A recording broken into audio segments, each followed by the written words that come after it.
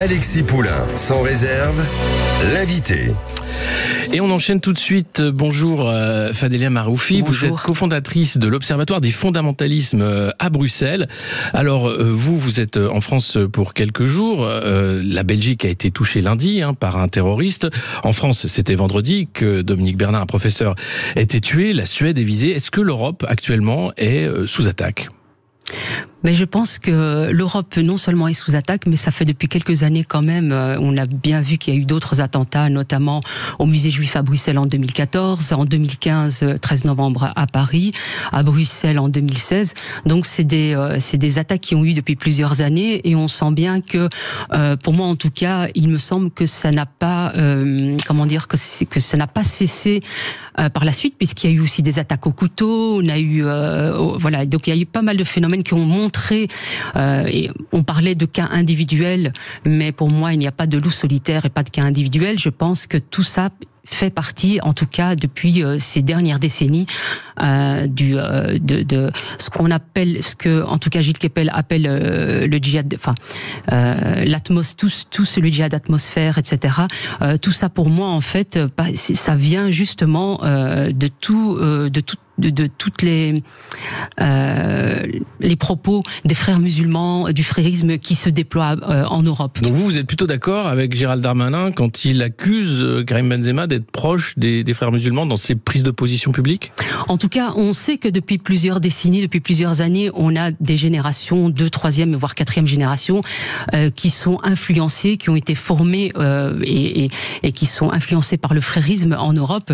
Et je pense que il a probablement peut-être on a pu observer en tout cas que Benzema effectivement dit ou ne dit pas des choses. Il a peut-être été influencé comme beaucoup d'entre nous par le frérisme, et donc c'est en cela qu'il faut être vigilant en tout cas de ce qui se passe sur les réseaux sociaux, d'autant plus qu'effectivement Benzema a une grande influence.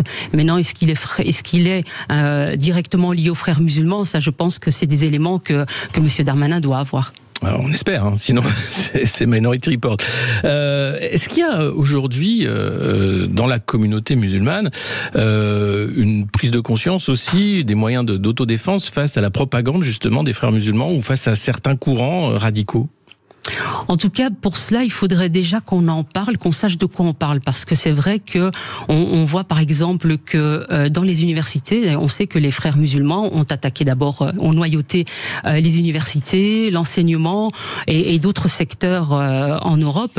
Et il y a une grande influence qui fait que il faudrait on voit que on n'a pas vraiment étudié les frères musulmans. En tout cas, ce qu'on a beaucoup étudié, c'est surtout l'islamophobie, la lutte contre l'islamophobie. On empêche des professeurs de faire de la recherche. D'ailleurs, il y a une chercheuse en France qui est maintenant menacée de mort pour ses recherches sur le frérisme. On ne connaît pas suffisamment bien le frérisme, et je pense qu'il faudrait de plus en plus, en tout cas, donner des subventions à des professeurs qui sont assez courageux pour les étudier et former les citoyens, former les différents secteurs sur ce danger-là. Mais vous dénoncez aussi un lobbying politique de cette mouvance. L'Observatoire des fondamentalismes à Bruxelles, que vous avez cofondé, est poursuivi parce que vous avez dénoncé la proximité idéologique d'une élue belge et d'un entrepreneur influent avec l'islamisme. Comment vous expliquez ça ? Alors, la situation en Belgique est très très compliquée, c'est-à-dire qu'on sent quand même que depuis plusieurs années, on a un déni sur le phénomène du frérisme. Et d'ailleurs, il y a un professeur de l'Université libre de Bruxelles, Corinne Torikens, qui dit que l'islamisme, c'est comme le monstre de Néoclès, tout le monde en parle, mais personne ne l'a jamais vu. Ce qui en gros veut dire que ça n'existe pas. Comment elle peut dire une chose pareille Voilà, c'est la question qu'on se pose, et surtout comment est-ce qu'elle peut encore continuer à servir en tout cas d'interlocutrice et être reconnue comme spécialiste auprès de la presse et auprès du gouvernement belge. Alors on voit effectivement qu'il y a des liens avec ces personnages que vous avez cités. On les voit très influents, on les voit aussi souvent prendre des positions pro-voile, etc. On sait que le voile est une norme islamique qui est évidemment très important pour tous ces mouvements fréristes. Et effectivement, on ne peut plus rien dire. À partir du moment où on va aborder ces questions sérieusement, en fait, tout de suite, il y a un djihad judiciaire, et c'est ce qu'ils essayent de faire, en tout cas, en me poursuivant, alors que il y a des éléments qui peuvent qui le montrent. Et vous êtes non seulement donc poursuivi en justice par ces mouvances-là, mais vous avez reçu de nombreuses menaces, sans être pour autant sous protection policière. Est-ce que il y a un laxisme en Belgique? Est-ce que vous voyez la différence entre la France et la Belgique quand vous passez la frontière? Oui, il y a une différence, et on sait qu'à Bruxelles, donc sur Bruxelles capitale, il y a 19 mairies, et sur ces 19 mairies, vous avez 7-8 communes où nous avons une population de confession musulmane qui est aussi entre 22 et 42% de musulmans. Alors évidemment, les pouvoirs politiques, pour eux, l'enjeu, c'est les enjeux électoraux. Nous approchons de 2024, donc les prochaines élections, et on sait que c'est un enjeu très capital pour la gauche, notamment le Parti socialiste écolo et le parti d'extrême gauche. Et donc effectivement, on essaye justement de ne pas vexer son électorat.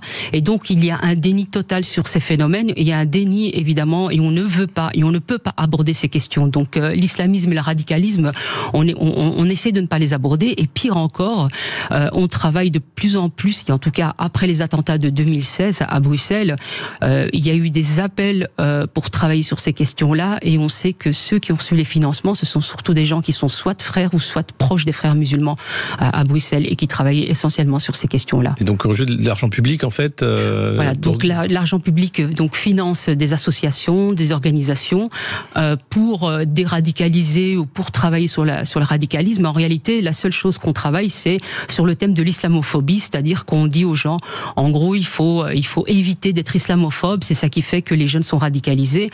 Or, la réalité, c'est que la plupart des jeunes ont été influencés dans des lieux comme les mosquées, dans des centres de clubs sportifs, via les réseaux sociaux. Donc, on peut pas non plus dire que ce n'est qu'uniquement via les réseaux sociaux que ça se fait. L'influence se fait dans différents lieux, différents milieux.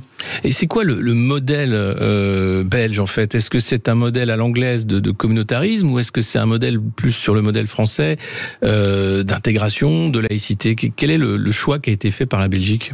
Alors, la laïcité en Belgique, il y a une organisation laïque en Belgique qui est financée par l'État belge au même titre qu'un culte. Nous sommes plutôt, on se dit plutôt défendre la neutralité, mais en réalité, sur le fond, c'est exactement la même chose que c'est la même laïcité qu'à la française. Par contre, nous avons surtout adopté évidemment la conception anglo-saxonne, c'est-à-dire multiculturalisme, etc. Parce que d'abord, la Belgique est aussi communautaire, c'est-à-dire que la Belgique est fragmentée entre 3 communautés, germanophones, néerlandophones et francophones, et on voit qu'il y a clairement des différences de mentalité entre ces différentes communautés. Ensuite, on voit que effectivement qu'en France, par exemple, la partie francophone, il y a un cordon sanitaire qui fait que tout propos considéré comme extrême droite ne peut plus être abordé. Et donc, ces discussions, par exemple, qui font pas partie de la doxa, notamment sur les questions de radicalisme, sont considérées comme des propos d'extrême droite. Donc, on évite de les aborder et ça devient un délit. Donc, vous dites en fait que le débat politique en Belgique, il est empêché par ces lobbies de frères musulmans ou autres qui empêchent les responsables politiques de prendre la parole ou de dire les choses. Alors, on sait qu'il y a des personnalités qui sont fréristes ou frères musulmans qui sont dans différents partis de gauche, que ce soit le Parti socialiste ou que ce soit chez les écologistes. Et évidemment, ça fait depuis plusieurs années qu'ils travaillent à ce que le langage soit complètement modifié et que ça aille dans leur sens et que tout ce qu'ils demandent puisse être accessible. Alors, depuis 2016, depuis les attentats, on sent que les frères musulmans ont avancé leur projet sur Bruxelles. Des normes sont de plus en plus fortement présentes, on le sent. On voit bien que la bataille par rapport au port du voile, notamment, quasiment la totalité des femmes musulmanes portent le voile à Bruxelles. On voit même des petites filles qui portent le voile. On voit que dans l'enseignement, dans certaines écoles catholiques, des professeurs de mathématiques, etc., portent le voile. Voilà, on voit bien que les frères musulmans ont avancé vraiment dans leur projet et ils ne sont pas du tout arrêtés, contrairement à la France, où vous avez quand quand même, moi je pense qu'on peut vraiment saluer quand même Monsieur Darmanin et Gabriel Attal d'avoir eu quand même des actes forts, même s'il y a encore beaucoup à faire. On va en parler justement dans la suite de cet entretien. Vous êtes sur Sud Radio, c'est Poulain sans réserve, on est ensemble jusqu'à 13h, le standard 0826 300 300, et on se retrouve tout de suite pour continuer notre entretien avec Fadila Maroufi, cofondatrice et directrice de l'Observatoire des fondamentalismes à Bruxelles. Et on se retrouve avec Fadila Maroufi, cofondatrice de l'Observatoire des fondamentalismes à Bruxelles. Merci d'être sur notre plateau. On parlait avant de lancer cette coupure de l'abaya, mesure prise par Gabriel Attal. Est-ce que vous pensez que la France a fait un bon choix et fait plus que la Belgique pour défendre sa laïcité ? Oui, clairement, on voit quand même que la France, et en tout cas ce que Gabriel Attal a pris comme mesure, était nécessaire. Par exemple, si je compare avec la Belgique, là après l'attaque terroriste, il y a une école, donc Cardinal Mercier, un professeur qui témoigne que ses élèves ont demandé de faire une prière pour le terroriste. Donc on voit bien quand même que en Belgique, ces questions-là sont abandonnées, et il faut des mesures très claires et très fortes. Et surtout vis-à-vis des enseignants qui, on sait, sont en danger actuellement. On l'a bien vu après Samuel Paty, puis dernièrement aussi avec Dominique Bernard. Donc je pense qu'effectivement, il faut des mesures très fortes, et la France prend la mesure et va dans le bon sens, contrairement à la Belgique. Parce que Belgique et France sont quand même deux pays qui sont sous les radars, qui sont des cibles, notamment de l'État islamique, depuis des années. Comment vous expliquez ça, et pourquoi finalement les autorités belges ne prennent pas, comme vous le dites, à la hauteur ou au sérieux cette menace ? Alors je pense que la France est prise pour cible à cause de ses positions. Parce qu'évidemment, il y a une opposition en France, ce qu'il n'y a pas en Belgique. En Belgique, ces attentats et ces attaques ne sont pas directement liés à la Belgique, en réalité. Quand on regarde la dernière attaque terroriste qui s'est produite lundi, il a attaqué, il a tué des Suédois. Donc pour les Belges, clairement, pour les politiciens belges, c'est pas la Belgique qui a été attaquée. Comme pour 2016, il y a eu cet attentat, mais il s'avère qu'on dit qu'ils n'ont pas été visés directement à Bruxelles, mais c'était parce qu'ils se trouvaient là avec des bombes et qu'il fallait s'en débarrasser, etc. Donc voilà un peu l'ambiance en Belgique. Tant que ça ne les concerne pas directement, en fait, pour l'instant, tout va bien, et on va certainement pas les provoquer, en sachant aussi que la Belgique est une terre d'accueil pour les terroristes, pour les djihadistes, etc. On le voit. Alors, pas pour celui de lundi, ce terroriste qui avait vu sa demande de résidence rejetée, mais qui a disparu des radars, et puis il y arrive, alors qu'il avait été condamné pour trafic humain. Enfin, le profil de l'attaquant est assez grave, comme en France, où la personne était fichée S, suivie par les services de police. Est-ce qu'il n'y a pas là aussi une sorte de déni ou de manque de moyens ou de loi pour éviter ce type de personnes, et que ce type de personnes passe à l'acte ? Alors il y a un manque de moyens, certes. On voit bien que par exemple l'organe de coordination pour l'analyse de la menace en Belgique et la police manquent cruellement de moyens. La police est très souvent, comme en France, on l'a vu avec l'affaire Naël, pointée du doigt, voire discréditée, on remet en question son autorité, ils ne sont pas du tout soutenus. Or, il y a un vrai danger de certaines associations, notamment des coloniaux, etc., indigénistes, qui attaquent en fait nos institutions et qui empêchent finalement à ce qu'on puisse avancer sur ces questions-là. Donc, toutes ces organisations sont des organisations qui sont dangereuses et qui permettent en fait aux djihadistes et aux frérismes de continuer d'avancer, puisque ce sont des alliés ce sont des alliés qui travaillent ensemble sur ces différentes possibilités, en tout cas, de mettre à mal nos États. Mais vous avez infiltré le réseau des sœurs musulmanes, l'équivalent donc féminin des frères musulmans, pendant 3 ans. Comment ça se passe en fait ? Comment ils travaillent justement ? Qu'est-ce que vous avez vu ? Alors au départ, je devais y rester 6 mois pour un travail de master en anthropologie, et finalement j'y suis restée 3 ans parce que j'ai très rapidement vu en fait qu'il y avait une espèce d'endoctrinement auprès de ces femmes, qui au départ, ces femmes venaient là surtout suite au départ des jeunes en Syrie et en Irak, et elles ne voulaient pas que leurs enfants soient endoctrinés. Et il s'avère qu'au bout de 2 mois, j'ai commencé à percevoir que leur logiciel avait complètement changé. Elles qui parlaient de ne pas être dans la violence violence, etc., acceptait les discours violents à l'encontre des juifs, à l'encontre des homosexuels, etc. Et elle ne disait plus rien, au contraire, puisque on disait que c'était dans le Coran, que c'était Allah qui le permettait. Ben finalement, c'était acceptable à partir du moment où Dieu donnait cette permission-là. Donc moi, j'ai continué à travailler et à aller du coup, enfin j'ai pu aller dans d'autres lieux fréquentés par les sœurs musulmanes et par les salafistes. C'est quoi ces lieux? Alors c'était une mosquée, mais c'est d'autres lieux où on pratique soit des lieux, on va dire, ce qu'elles appellent les assises spirituelles, ou des lieux où on parle de nutrition, etc. Mais toujours sous le couvert, évidemment, on parle beaucoup de religion. Donc sous couvert de parler de nutrition, très vite les questions vont vers le côté religieux, sur les pratiques. Alors au départ, c'est très soft, c'est-à-dire qu'on vous parle en parlant de paix, d'amour, etc., de l'islam de paix et d'amour, mais très très rapidement, on commence à insister sur les pratiques d'une manière rigoriste. On insiste sur le port du voile, sur la mort, sur les châtiments corporels après la mort, etc. Donc ça prend du temps, et on touche aussi bien les femmes que les enfants, et c'est toujours les mêmes discours, et puis voilà. Et donc et j'ai vu que depuis, je vous parle de ça, c'était en 2014, on est en 2023, ces lieux étaient fréquentés par une centaine de femmes. Maintenant, on voit que c'est quasiment toutes les mosquées sont prises par ces femmes militantes. Donc c'est vraiment du militantisme et du prosélytisme, hein, puisque c'est les deux choses. Qui est derrière ces réseaux des frères musulmans ? Alors au départ, nous avions ça a commencé par des financements dans les années 80, début 80, par le wahhabisme, donc l'Arabie Saoudite et le Qatar pour les frères musulmans.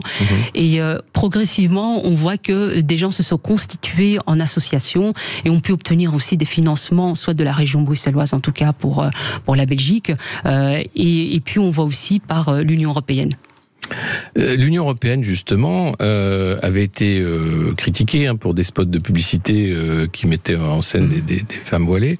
Est-ce que là aussi, il n'y a pas une idéologie européenne qui pousse à ce communautarisme dans tous les pays, y compris des pays comme la France qui se veulent laïques ? Alors je ne pense pas que ce soit la communauté européenne en elle-même, mais par contre il y a des groupes d'influence, et ça on le sait. Il y a des chercheurs en tout cas qui l'ont pointé du doigt. Il y a par exemple des groupes de lobbying du Fémiso notamment, ou des Lénard, etc., qui sous couvert de lutter contre le racisme, l'antisémitisme ou l'islamophobie vont plutôt influencer pour que les financements soient surtout mis en place pour lutter contre l'islamophobie, comme je le disais tout à l'heure, mais donc de faire un prosélytisme sur le voile, insister sur le voile, puisqu'on insiste que les femmes seraient discriminées parce qu'elles sont musulmanes, parce qu'elles portent le voile. Mais ça, c'est un fait aussi. On peut voir des actes aussi de racisme par rapport à des femmes voilées qui ont le droit d'être voilées de toute façon. Toutes les religions, justement, la laïcité, hein, ça permet à toutes les religions de vivre en bonne entente. Donc il y a aussi une réalité qu'on peut pas nier par rapport à ça. Alors, elle n'est pas mesurée en réalité. Ceux qui ont fait ce travail entre guillemets pour mesurer le taux de discrimination vis-à-vis des femmes portant le hijab ou vis-à-vis des musulmans, c'est par exemple le CCIF qui a été dissous en France et qui est maintenant réfugié à Bruxelles sous l'appellation du CCIE. Donc c'est eux finalement qui non seulement font ces enquêtes, mais sur quelle base finalement, puisqu'on ne sait pas comment sont menées ces enquêtes, on n'a pas non plus idée du pourcentage. Est-ce que réellement il y a eu des menaces? Moi par exemple, si je porte un voile et je me fais discriminer, enfin si on m'insulte ou qu'on me bouscule, je peux très bien dire je suis discriminée parce que je porte le voile, parce que je suis musulmane, donc ça peut être considéré comme islamophobe, alors que si ça se trouve c'est juste parce que je suis une femme ou pour d'autres raisons qui ne sont pas du tout liées. Donc si vous voulez, on n'a pas de critères, on ne sait pas comment est-ce que tout ça est étudié. Et dernier mot, est-ce que vous parlez aujourd'hui avec les autorités belges? Est-ce que vous avez un message à leur faire passer? Alors en Belgique, les autorités belges, pour l'instant, moi je vous dis, je suis quasiment boycotté en fait sur les chaînes publiques des médias, etc. Ma parole n'est pas portée. On fait tout en tout cas pour que je ne sois plus entendue. Or, j'ai été menacée de mort à plusieurs reprises, donc j'ai reçu une vidéo de Daesh avec différentes manières de me tuer, décapitation, etc. Et puis d'autres menaces encore, régulièrement intimidée, insultée. Et pourtant, on ne prend pas la mesure pour les Belges. Voilà. Donc moi, si vous voulez, le message que je donnerai à la politique belge, c'est que c'est maintenant ou jamais. C'est maintenant qu'il faut absolument étudier ce phénomène. Il faut inviter des experts, des réels experts qui travaillent sur ce sujet, qu'il faut qu'ils s'informent et qu'ils donnent les moyens pour la sûreté de l'État pour travailler sur ces questions. Merci beaucoup, Fadila Maroufi. C'est la fin de Poulain